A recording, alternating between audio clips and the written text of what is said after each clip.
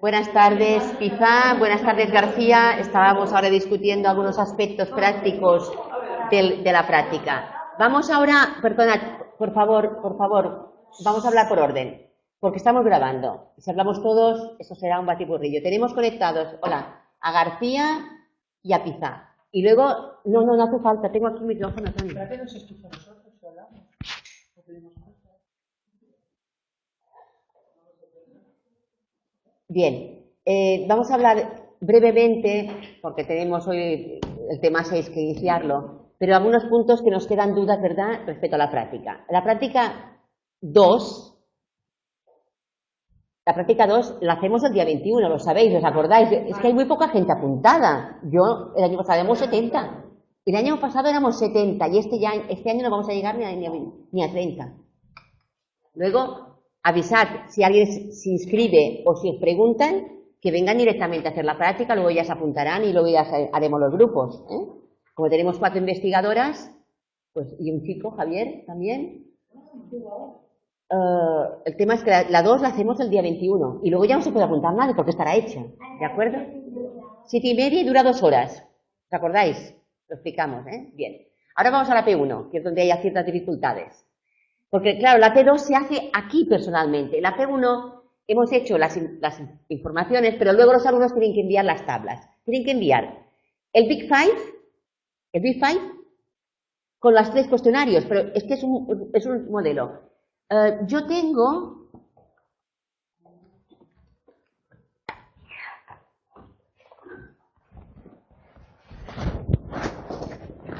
Vale, aquí tengo la tabla. O sea, si no la encontráis, vamos al ordenador y os la paso. ¿Tenéis un lápiz de memoria? Pues ya está, te la paso. Pero a ver, pero lo que quería decir, Raquel, es que no son 3 tablas lo que has de enviar, es una. Y pone, yo le puse tabla Big Five soporte informático, porque hay tabla Big Five en papel, que supongo que es lo que tú a lo mejor has cogido, no sé, que en papel se pasa, pero luego tienes que pasarlo al informático, al formato informático. Y solamente es una tabla, no son 3 tablas, es una. Una que según vas clicando sujeto A, sujeto B, sujeto C, vas pasando la tabla al hijo, a la hija serías tú, la madre y la amiga. Pero es una sola tabla, es un solo aparato, un solo archivo. Y no lo encuentras. Sí, pero a mí me lo ha pasado y el caso que son reactivos, pero en el primero de la lectura salen los 3. Claro, porque es uno, es que no son 3. Lo habrá pasado. No sé por qué le sale en separado, pero realmente cuando... Claro, es que es uno, es una tabla, es un archivo que lleva los 3. Yo tengo una chica que no sé quién es y le he mandado ella me mandó un correo el 1 de noviembre. Sí, está hablando ahora Ana, y hablas de Sara, ¿verdad? Sara, si me escuchas, por favor, tiene dificultades con tu trabajo. Ella mandó un correo que no lo podía procesar así, y te puso también en el foro, también lo puse, porque ella me ha enviado 3 hojas Excel, que es una hoja que solo es la solapa de tipo de individuo. No te ha enviado la tabla, no. La tabla, es que yo os la colgué en el foro, pero la gente no ve. Y yo la he vuelto a colgar, no ve porque estamos nerviosos, la he vuelto a colgar esta mañana porque he visto tu correo, Raquel, discúlpame, y la he vuelto a colgar. Y luego me he dado cuenta, claro, no todo el mundo tiene los soportes informáticos para abrir tablas Excel. Yo he de confesaros, y os lo dije el otro día en el aula, no hay nadie más torpe que yo para la informática, pero ¿qué hice yo? Cogí mi ordenador, me fui a la informática y le dije, por favor, yo necesito esto y esto, porque el libro lila de prácticas, manual de prácticas, actividades prácticas presenciales, lleva un listado de lo que es necesario para hacer las prácticas. Entonces, si tú no tienes todos los programas informáticos, no podrás abrir vídeos, no podrás abrir tablas y no podrás abrir nada, ¿sabes? Y luego, respecto a guardar los archivos, el ALF, la plataforma ALF, tiene un problema y es que genera esa coletilla bin o XLSM, que es horroroso, que a mí no me afecta porque yo tengo los programas para abrir todo lo que se le ponga. El bin, el XL y lo que sea. Pero hay mucha gente que no puede abrirlo si pone el bin. Bueno, pues hay que clicar para copiar, para guardar como, y antes de guardar como le quitas el bin o el XSLM. y entonces lo guardas. Y lo guardas en tu ordenador. Y luego lo abres desde tu ordenador, porque a lo mejor no puedes abrirlo desde la plataforma, pero cuando lo guardas sin la coletilla, ya lo guardas y luego lo puedes abrir desde tu otro ordenador. Esto es lo que quería explicaros. Y ahora tú me preguntas, Raquel.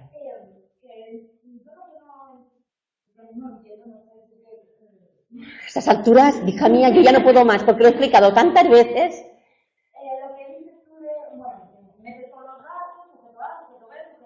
Se pasa el cuestionario, no. Los datos son las respuestas de tu madre y de tu amiga y los tuyos, o sea, no hay más.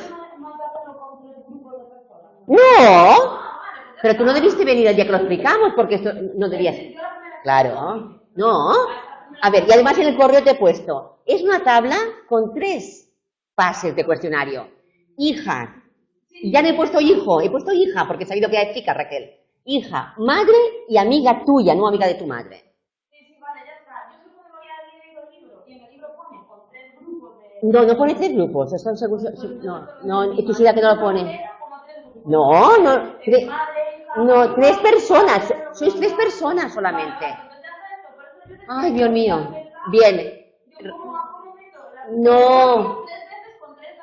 Y además, cuando abres el Big Five, te salen 3, cuando abres el Big Five, te salen 3 ventanas verdes y pone pase cuestionario sujeto A, hijo, pase su cuestionario sujeto B, madre, pase, es que está clarísimo, no hay más grupos donde, no.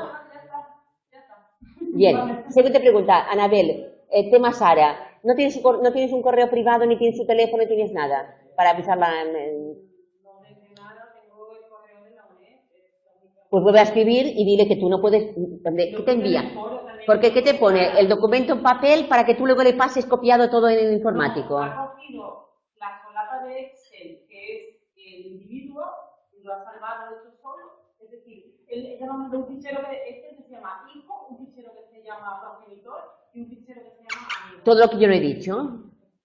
Y la hoja esa solo, es decir, no hay hoja de resultados. Mira, en la P1 pasa una cosa, llegaremos a tener que hacerlo en el aula. Porque yo, para dar más facilidad, tú sabes que hemos hecho ya 2 jornadas informativas y luego sigue habiendo gente que envía ficheros con copia de APP, fichero hijo o fichero padre o fichero progenitor. ¿Y esto? ¿De qué? A mí solo me queda que yo le hago fichero vacío y se lo paso yo entero. Claro, que trabajes por ella. Que trabajes por ella. Sí, no, los alumnos tienen que... Estamos en unas prácticas en primero de carrera. Yo entiendo que hay dificultades, pero... Sí, envíale otro correo. Yo es que no tengo su teléfono. Permíteme, apúntame, tienes un papelito aquí. Yo, en todo caso, lo que puedo hacer es pedir a secretaría, aquí en nuestras compañeras administrativas, que me busquen su número de teléfono y la llamaré por teléfono. Y le diré, ponte en contacto con Anabel, mírate el foro, porque tal como lo has enviado no es correcto. Tú me apuntas, ¿tienes un papelito para apuntarme su nombre y apellidos, que yo pediré que me den su número de teléfono? Ya no puedo hacer más. Tú ya estás arreglada. Tú ya estás arreglada. No. El investigador siempre tiene más tareas que los demás, claro. Porque te vienen alumnos que no saben enviarte las tablas o que no te envían correctamente los datos. Bien, ¿podemos ya comenzar? Sí. Tony, el problema que tiene Anabel es que no puede abrir tu archivo. ¿Se lo has abierto por dónde? ¿Se lo has enviado por qué correo? Porque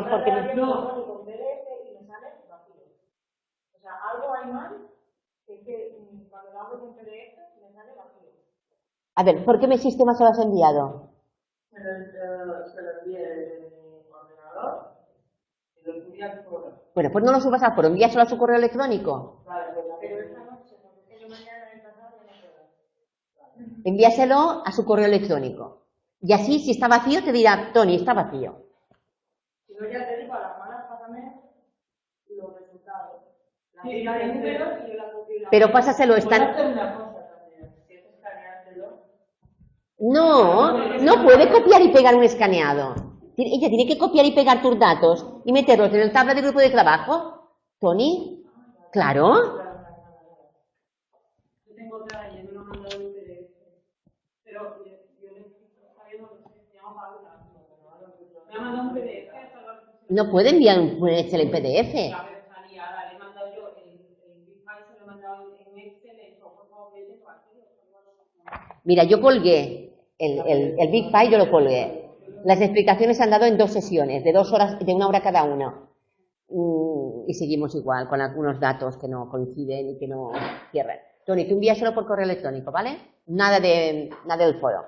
Además, no se deben enviar estas cosas por el foro. Bien, comenzamos con el capítulo 6. El capítulo 6 directamente está relacionado con anatomía. Anatomía del sistema nervioso. Porque nos habla de organización general del sistema nervioso y lo que vamos a ver aquí constantemente es anatomía, estructuras y estructuras. Hemos saltado el 4 y el 5, que lo tomaremos después, pero ¿por qué? Porque el 4 y el 5 tienen que ver con otros temas, pues etología, evolución, ¿verdad? Y tienen menos relación con las TECs, con las prácticas. Dentro de la organización del sistema nervioso tenemos la introducción, por supuesto, y tendríamos que, en principio, tener claro que dividimos el sistema nervioso en 2 apartados. Lo veremos también después en un gráfico, pero aquí, en la página 154, en negrita tenéis ya el central y el periférico. Porque el sistema nervioso central es el que mantiene toda la información neurológica y sería nuestro encéfalo y nuestra médula espinal. El encéfalo y la médula espinal serían el sistema nervioso central. El periférico tiene que ver con el sistema somático, con los músculos, con el sistema endocrino, con otros aspectos, con las glándulas, me referiría, dentro del endocrino hablaríamos de las glándulas, aunque parte del sistema endocrino también está en el central. ¿Y qué tipos de células tiene el sistema nervioso? En este caso, estaríamos hablando del sistema nervioso central y hablaríamos de neuronas. Las neuronas y las células gliales, que las células gliales tienen diferentes funciones, diferentes estructuras y que acompañan y dan sustento a las neuronas. Las neuronas serían las células prototípicas más importantes del sistema nervioso central, sería el componente fundamental, la unidad básica, ¿no? Fijaros, dice, un encéfalo humano está compuesto aproximadamente por unos 100.000 millones de neuronas y cada neurona puede conectar con miles de neuronas. Es algo espectacular. La conexión entre neuronas provoca una transmisión que se denomina transmisión sináptica. Lo veremos más ampliamente en el capítulo que habla de comunicación neural, de qué manera se comunican las neuronas, pero en todo caso os adelanto, la información entre neuronas se pasa desde el botón terminal de la neurona, el botón terminal sería aquella especie de zapatito que hay después del axón, y hace sinapsis con otras neuronas y en ese momento se pasa información, se transmite información. Por tanto, habría un impulso químico, un impulso eléctrico y también habría una información química. Tanto el eléctrico como químico estaría funcionando simultáneamente. Tenéis aquí las fotografías de Golgi, que fue el que desarrolló y consiguió el premio Nobel. Compartió el premio Nobel con Ramón y Cajal por el tema de la tinción, sistema de tinción del aparato de Golgi. Y también descubrió los receptores musculares de los órganos tendinosos de Golgi, que lo veremos en el capítulo 12. Santiago Ramón y Cajal, ya lo estuvimos también comentando la semana pasada, descubrió que las neuronas no están pegadas unas a otras, sino que hay una razón hay un hilo conductor, pero que están hay comunicación entre ellas, pero que no existe una continuidad adherida, sino que habría una separación entre unas y otras, por tanto, habría una hendidura sináptica, un espacio sináptico. En negrita luego tenéis aquí el concepto plasticidad neural, que creo que ya lo hemos visto. Es esa capacidad que tiene el sistema nervioso de modificar de experimentar cambios, de organización funcional, anatómica. Imaginaros, por ejemplo, cuando existe un traumatismo craneoencefálico y una lesión cerebral. Un sujeto puede quedar por una lesión, pues por una lesión puede quedar con dificultades de habla, por ejemplo, o dificultades de movimiento, de locomoción. Luego existiría la rehabilitación, porque se ayuda a establecer un circuito entre el movimiento o la actividad y el resorte informático, es decir, el resorte neuronal. Y eso hace que esa plasticidad neuronal pues hace que sustituya funciones, que se recuperen funciones perdidas, por ejemplo. Sí, se compensan. Bien, vamos a ver la página 156 y tenemos dos tipos de dibujos. El primero es una corteza cerebral con tinción de Golgi. En la tinción de Golgi, aquí lo que se tiñe son las siluetas de las neuronas, las siluetas. Mientras que en la figura B tenemos un dibujo hecho a mano por Santiago Ramón y Cajal. O sea, una minuciosidad del dibujito increíble, trabajo tan exquisito. Porque fijaros que es casi igual que lo que está teñido en tinción y en microscopio óptico. Bien, neurogénesis, otro concepto que tenemos aquí, y que la neurogénesis es la capacidad que tienen las neuronas de nacer, de renacer, de hacer formar nuevas neuronas. El hecho de poder hacer nuevas conexiones se denominaría sinaptogénesis. Hacer nuevas sinapsis, hacer nuevas conexiones, se llamaría sinaptogénesis. El hecho de tener nuevas neuronas, de dar capacidad a nuevas neuronas, nacimiento de nuevas neuronas, sería neurogénesis. Donde más se ha estudiado la neurogénesis sería en el hipocampo. En el hipocampo, también lo veremos más adelante, más en profundidad, es una zona del sistema interno de la parte medial del encéfalo, pero tiene mucho que ver con la memoria. Y la memoria del lugar, sobre todo. La memoria del lugar. Y en esa zona hay una serie de receptores muy importantes y cambios que son más habituales en los estudios, en las investigaciones de los científicos. Bien, luego tendríamos unas características estructurales, las neuronas. Las características estructurales.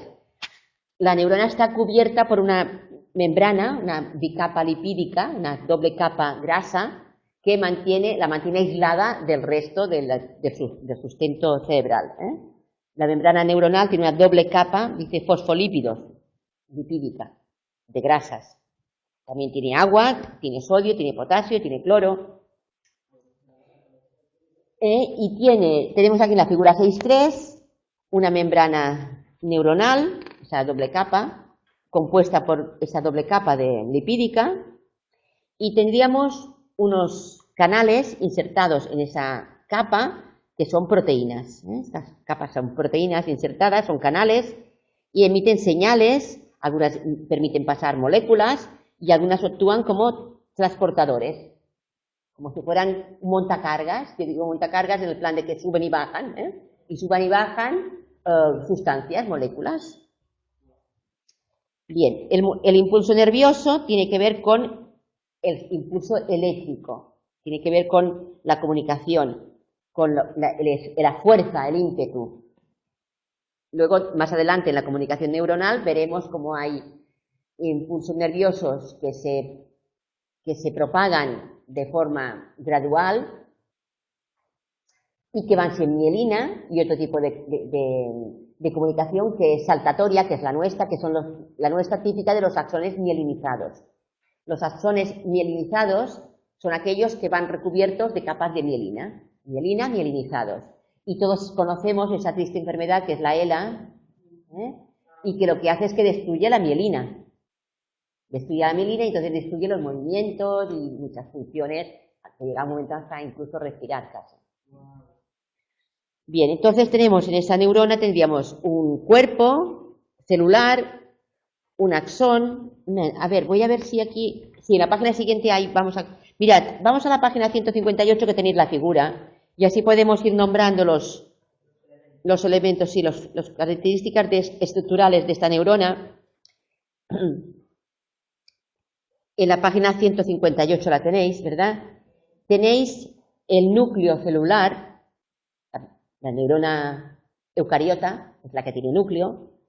¿Os acordáis de la replicación del ADN? La duplicación se hace en el núcleo. En el núcleo. Luego, fuera del núcleo está citoplasma. Tenéis todo eso sería el cuerpo celular.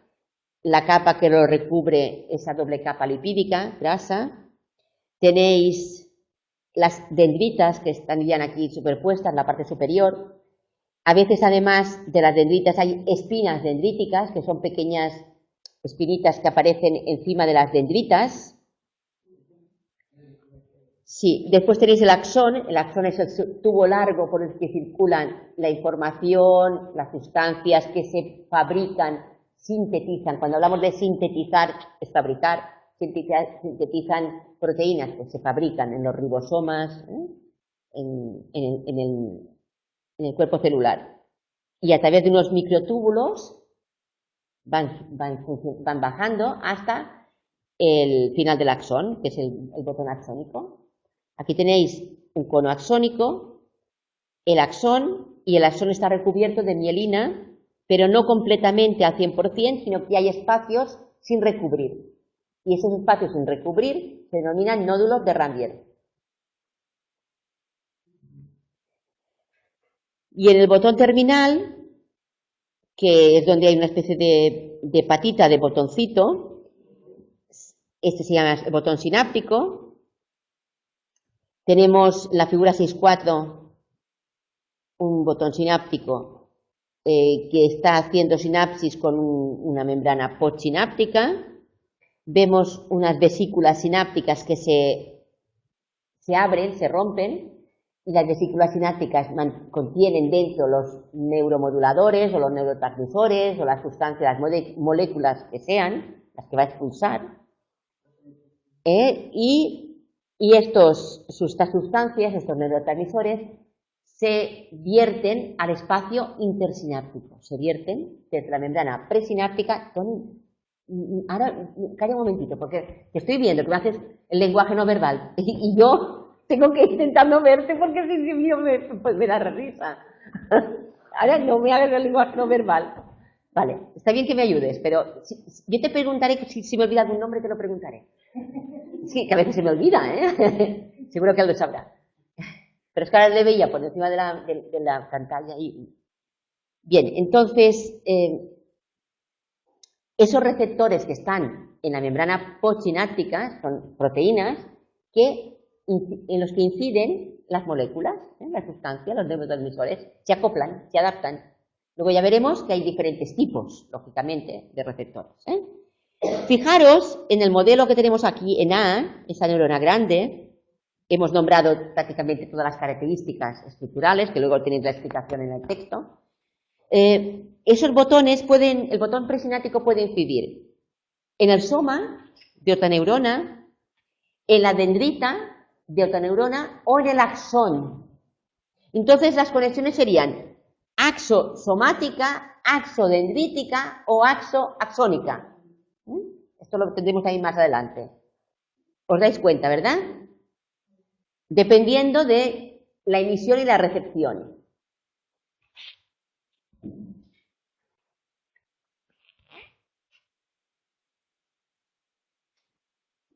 Vale, más cosas. Aquí en la figura 6.6 vemos un marcador Lucifer. Ese Lucifer Yellow se refiere al nombre que le han puesto al color. Que anda, que ganas de ponerle Lucifer Yellow, ¿eh? El Lucifer. Y es una neurona piramidal del hipocampo. Por eso os he contado que en el hipocampo es una zona donde se estudia mucho la memoria a largo plazo. La potenciación de la memoria. ¿Qué más os puedo contar respecto a la neurona piramidal? Serían las neuronas propiamente las más grandes, las más arboreadas de nuestro cerebro. Digo cerebro porque el encéfalo, cuando hablo de encéfalo, estoy integrando el cerebelo. Y cuando hablo de cerebro es solamente la parte cerebro sin contar con el cerebelo, ¿vale? ¿Por qué? Porque las células piramidales son esas más grandes y arbóreas en el cerebro, pero en el cerebelo las más grandes se denominan células de Purkinje. Bien, vamos a seguir.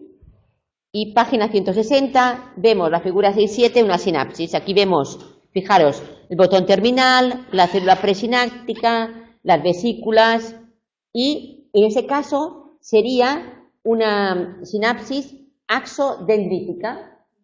¿Veis? Porque está haciendo sinapsis en una célula postsináptica, pero sobre una espina dendrítica. Por tanto, sería axodendrítica.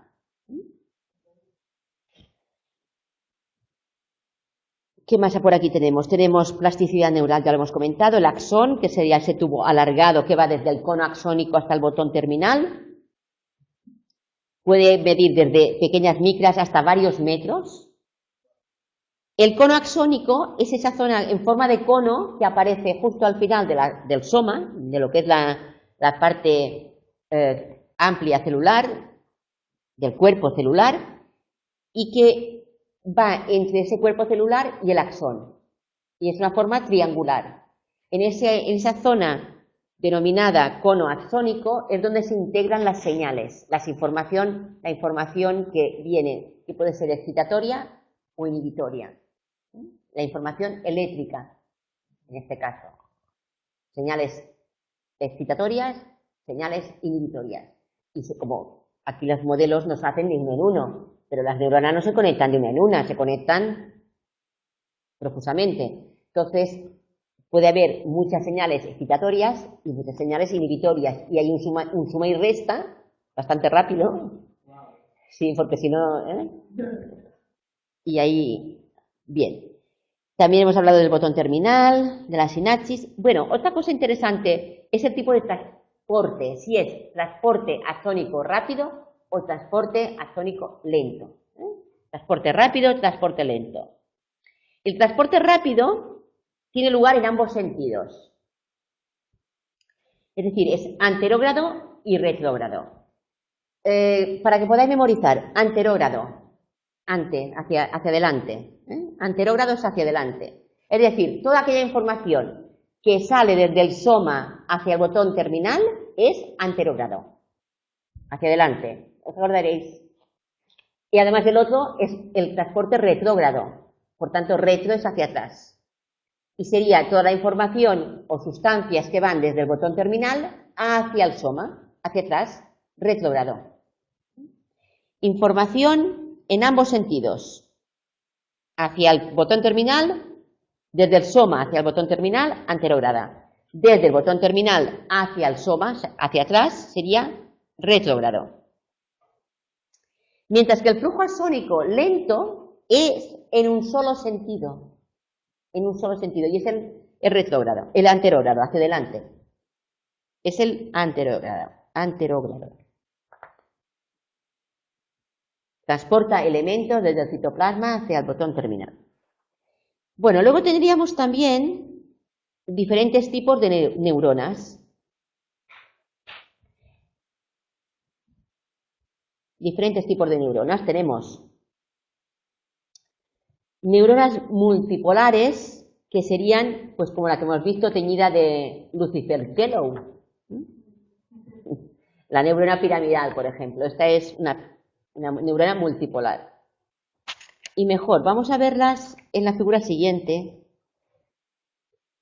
en la página 162, figura 6.10 y 6.11. Fijaros, en A tenéis motoneurona de la médula espinal, célula piramidal del hipocampo, célula piramidal de la corteza cerebral, célula de Purkinje del cerebelo. ¿Os acordáis que os he dicho? Las del cerebelo se llaman Purkinje. Todas ellas son neuronas multipolares. Neuronas multipolares. Y vemos que tienen mucha arborización, muchas dendritas.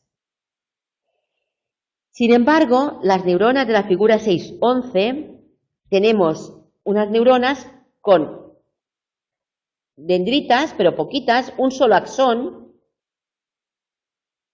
que pueden ser unipolar o bipolar. Y luego hay una para engañarnos, que es la que se llama pseudo-unipolar. Esta la ponen para engañarnos en la pregunta de examen. Porque la unipolar es muy clara, tiene un solo axón, unipolar. La bipolar, la neurona bipolar, tiene una bifurcación desde el axón, vemos que hay como una bifurcación. Por eso le llaman bipolares. Y las pseudo-unipolares es porque la bifurcación del axón está justo al lado del soma. ¿Veis el soma? Que es como si fuera un garbancito y luego tiene un pelín, muy corto axón, un axón muy cortito y luego tiene axón hacia arriba y axón hacia abajo. Al tener ese trocito tan chiquitín de axón, ahí está la bifurcación. Por eso es unipolar, pero es pseudo-unipolar, se denomina pseudo-unipolar. Las neuronas pseudo-unipolares las podéis encontrar en el sistema somatosensorial. Eso ha sido pregunta de examen, Somatosensorial y nociceptivo y táctil. Yo me lo apunté aquí porque esto me acuerdo que fue pregunta de examen. ¿Dónde se encuentran las neuronas pseudo-unipolares? En el sistema somatosensorial, el sistema nociceptivo, que es el del dolor, nocicepción es dolor, percepción del dolor, y táctil, del tacto. Y luego las neuronas bipolares, pues las encontramos en la retina, las neuronas bipolares de la retina. Bueno, estas son las que yo me apunté porque eran las preguntas de examen. Luego también tendríamos circuitos neuronales que serían la base de nuestra conducta explícita, nuestro comportamiento, nuestra conducta, nuestra actividad física, nuestra conducta motora. Bueno, tendríamos por una parte las neuronas sensoriales, que son las que captan la información externa y que nosotros captamos con nuestros sistemas sensoriales, la vista, el oído, el olfato, el gusto, el tacto, ¿verdad? Tenemos 5 sentidos sensoriales por los cuales captamos información de nuestro medio externo. Luego también captamos información de nuestro medio interno. Pero bueno, estamos hablando de los sentidos sensoriales, información externa. Y luego, por otro lado, tendríamos unas neuronas motoras, que son las que permiten que movamos los brazos, movamos las piernas, caminemos, levantemos objetos, doblemos los brazos, ¿de acuerdo? Tenemos un sistema motor y un sistema sensorial, uno ejecuta el movimiento, el otro recibe la información, y hay información, un feedback constante entre ambos.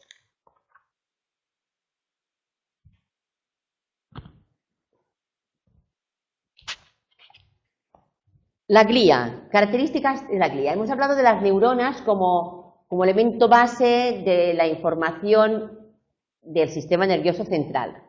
Pero además de las neuronas tenemos otro tipo de células que se llaman la glía y que son de diferentes tipos porque tenemos astrocitos, oligodendrocitos y microglía en el sistema nervioso central y las células de Schwann en el periférico.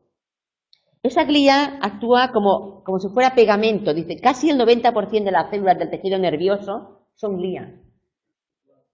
Es decir, dan soporte, las neuronas están, sí, bueno, están sujetas, están soportadas, sustentadas por la glía. Fijaros, hemos dicho que, por ejemplo, los astrocitos forman parte de la glía y son las células gliales más abundantes. Proporcionan soporte estructural. Dan soporte, porque claro, la neurona tiene que aguantarse en algún sitio, ¿no? Dan soporte estructural. Les dan donde apoyarse. Tenemos astrocitos aquí en la figura 614, y están teñidas, algunas de ellas, por ejemplo, B está teñida por tinción de Nils. Ya no es de Golgi. ¿Os acordáis que hemos hablado de la tinción de Golgi que tenía siluetas? Bien, pues si miráis la letra B, tinción de Nils, en este caso está teñido los somas. La tinción de Nils no tiñe siluetas, tiñe somas, sobre todo.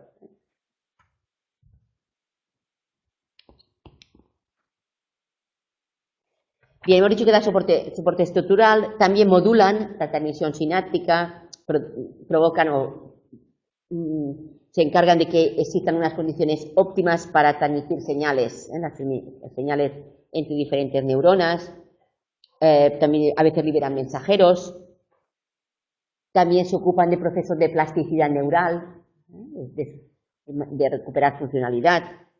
Si hay una lesión en el tejido nervioso central, fagocitan, eliminan, limpian los desechos del cerebro, fagocitan, ocupan espacios vacíos, recubren los vasos sanguíneos, nuestro sistema circulatorio, en el sistema nervioso central está recubierto por astrocitos y también suministran nutrientes. Después tenemos los oligodendrocitos que llevan a cabo una función similar a las células de Schwann.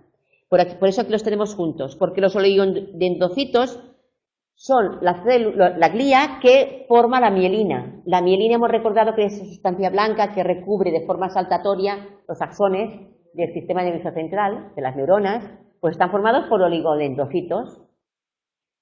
En el sistema periférico, que ya salimos del encéfalo de la médula espinal, nuestro sistema nervioso periférico está recubierto también, pero por células de Schwann, no por oligodendrocitos.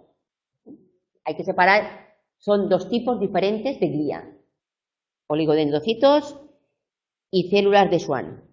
Las células de Schwann se recuperan mucho más, se multiplican y se recuperan más y son más fáciles de recuperar, porque los oligodendrocitos no se recuperan. Existe la plasticidad neural, pero no es tan fácil, no igual que las células de Schwann, no es lo mismo. Vale, las de Schwann, por ejemplo, eliminan las partes muertas de los axones, contribuyen a su regeneración de los axones seccionados, factores neurotróficos de crecimiento, restablecen conexiones, o sea, se recuperan. Cuando hay nervios cortados, las células de Schwann se encargan de recuperar esos axones. La mielina periférica se produce en las fases tempranas. La mielina periférica se refiere a células de Schwann. Y la mielina de oligodendrocitos se va generando a medida que el individuo va desarrollándose.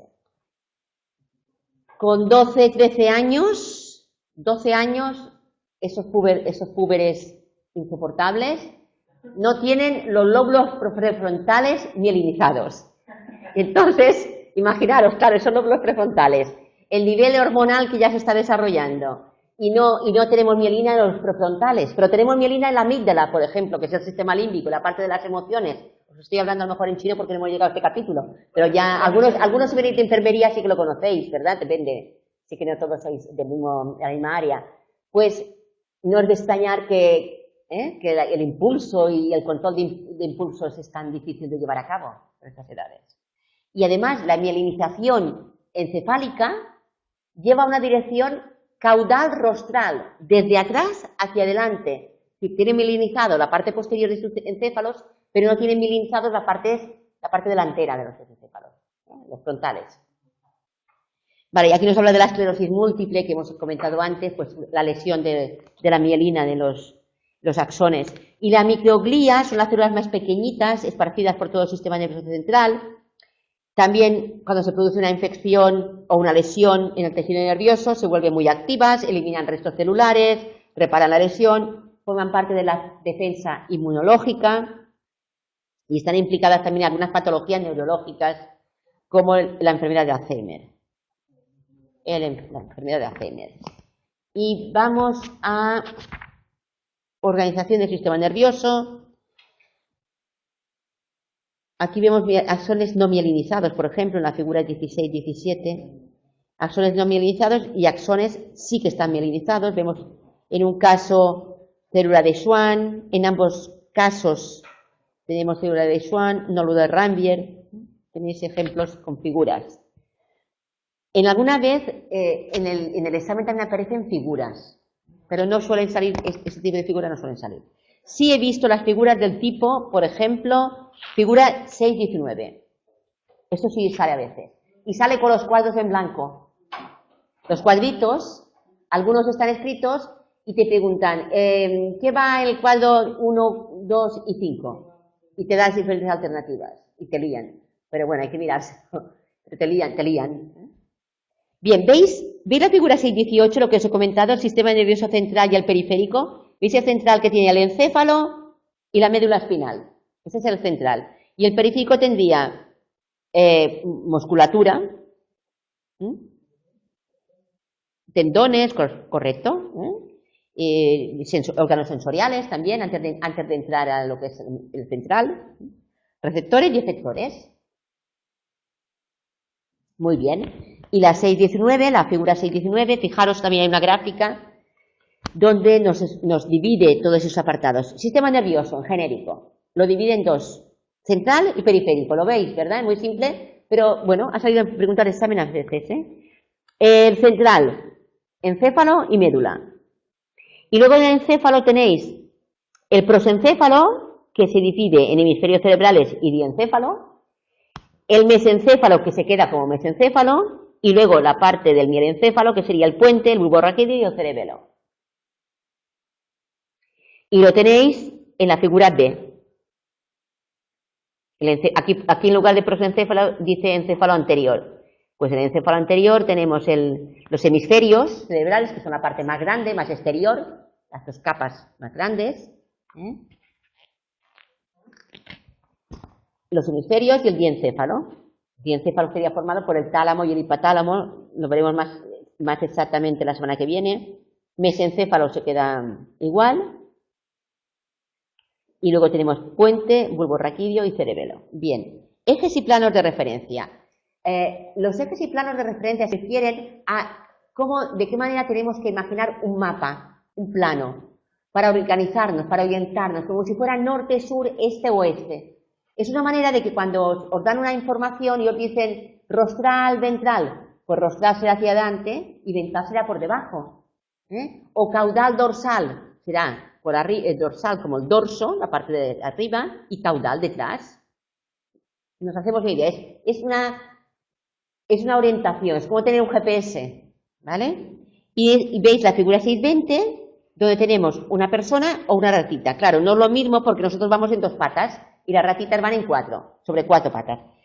Cuando vamos en 4 patas, que será el tipo de encéfalo que veréis en el laboratorio, si hacéis la práctica de laboratorio del segundo cuatrimestre, veréis, no de ratita, pero veréis de corderos, con lo cual tendrá la forma, ¿verdad? Tendrá esa orientación. Rostral será la parte de la frente, caudal será la parte de la nuca, dorsal será la parte de encima y ventral la parte de abajo.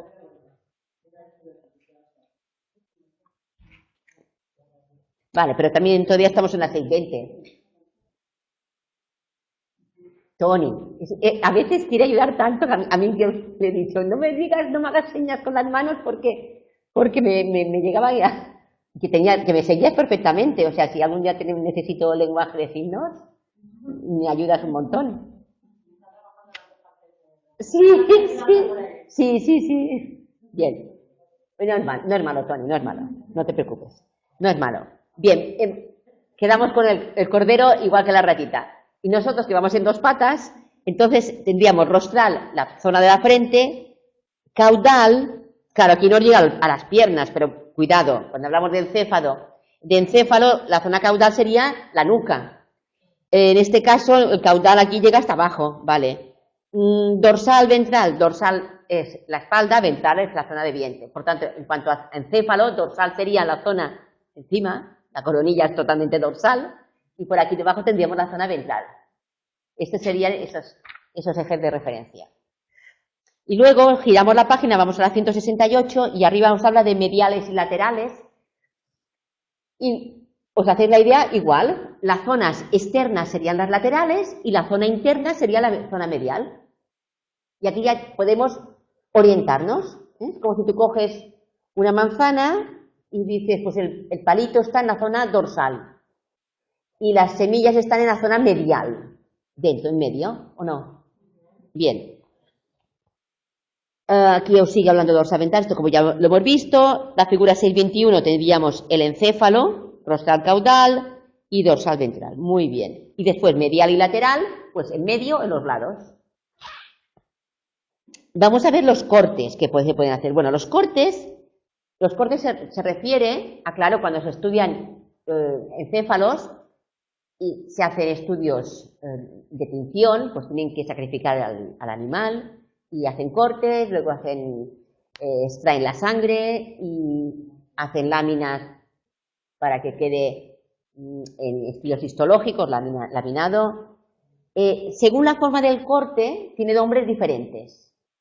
El más fácil de entender es el corte sagital, porque, fijaros, en la figura 6.23, el corte sagital sería la letra A, y lo que cortaría es el cuerpo calloso, es decir, los dos hemisferios, derecho e izquierdo, justo por en medio, y nos quedan dos partes simétricas, más o menos, no son realmente simétricas, nuestros hemisferios no son realmente simétricos, pero se parecen. Luego, ese corte sagital es el más fácil de reconocer, porque también suelen poner en pregunta de examen figuras, cortes, y tienes que identificarlos. El que menos ponen es el sagital, porque es el más fácil. Ponen más el coronal y el horizontal, para liar, porque se pueden confundir más. Tenéis en las figuras 6.22, tenéis un corte, en este caso, yo creo que sería un corte coronal, porque corta el coronal, en cuanto al rostro humano, lo que hace es que corta como si fuera a nivel de cara, quiero decir así, como si fuera, ¿lo veis en la letra C de casa? Sí, exacto, frontal o coronal, y en la figura A del 6.22 tenéis un corte coronal, y veis cómo os queda abajo. Mientras que el sagital, dependiendo, pues igual coger solamente la zona de la coronilla, que sería el horizontal. Luego tenemos divisiones del sistema, antes de esto hablaríamos de vías o axones, vías eferentes o aferentes. Las aferencias son hacia adentro, es la información que llevan los órganos sensoriales hacia nuestro sistema nervioso central. Las aferencias son la información sensorial, lo que nos entra desde fuera hacia adentro. Las eferencias, las vías eferentes, serían las vías que emite nuestro cerebro, nuestro encéfalo, para llevar a cabo una conducta hacia afuera. O sea, aferencias hacia adentro, eferencias hacia afuera. Y luego tenemos que esas vías pueden ir de forma ipsilateral o de forma contralateral. Ipsilateral quiere decir que las vías van por el mismo lado que se originan. Una vía motora que se origine en un lado derecho, pues que ipsilateral irá por el lado derecho. Pero contralateral es cuando habrá información cruzada. En algún momento de la médula espinal o incluso a nivel del tálamo puede haber un cruce y esa vía cambia al otro lado. Y cuando cambia al otro lado se llama contralateral.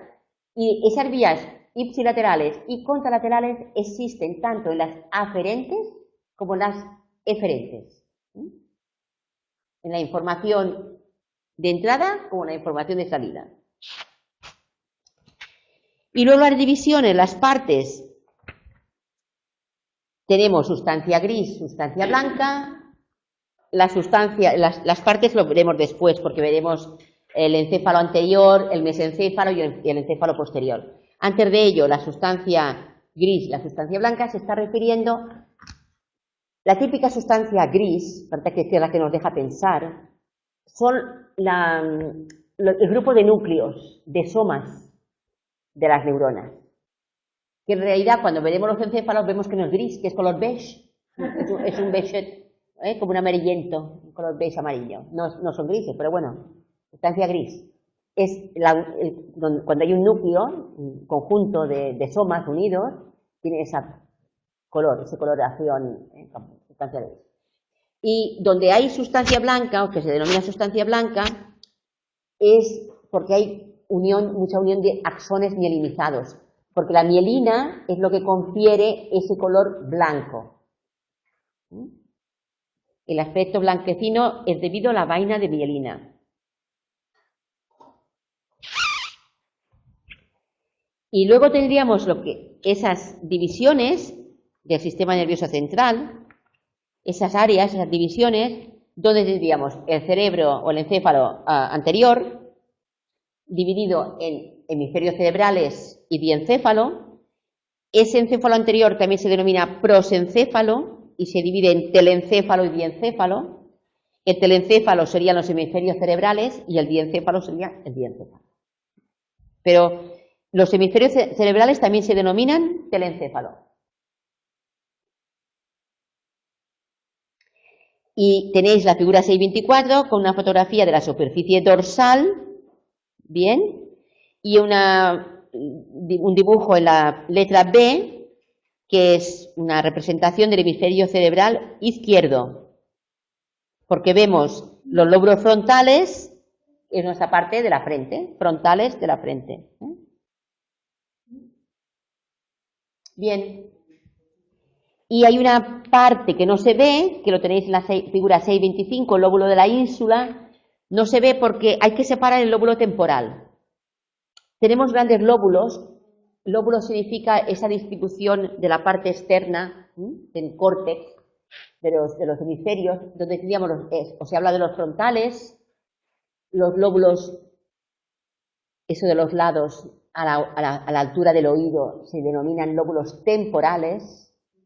Los de la zona superior y lo más grandote son los lóbulos parietales y concentran toda la información somatosensorial, táctil, somatosensorial y otros tipos, pero sobre todo somatosensorial.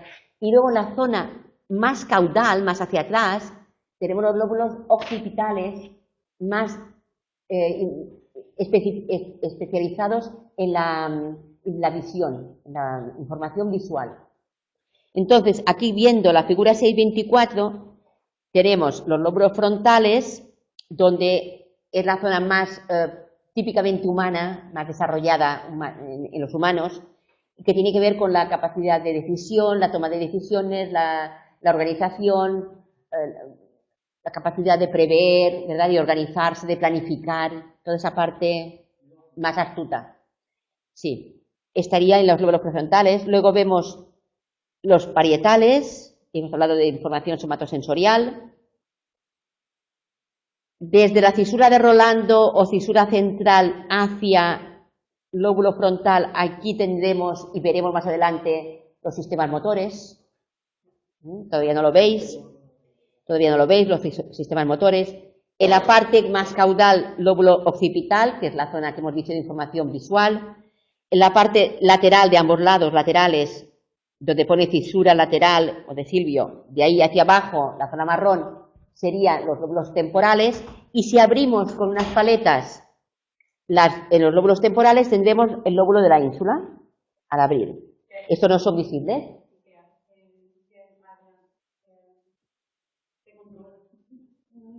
Sí.